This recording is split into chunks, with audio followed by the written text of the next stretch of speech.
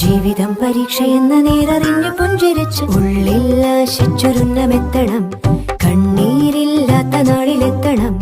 പൂജ്യത്തിൽ നിന്നു മുന്നിലെത്തുവാൻ ഇത്രയും നേരമോ ഇത്രയും ദൂരമോ? ഉള്ളിൽ ആശിച്ചൊരുന്നമെത്തണം. കണ്ണീരില്ലാത്ത നാളിലെത്തണം. പൂജ്യത്തിൽ നിന്നു മുന്നിലെത്തുവാൻ ഇത്രയും നേരമോ ഇത്രയും ദൂരമോ?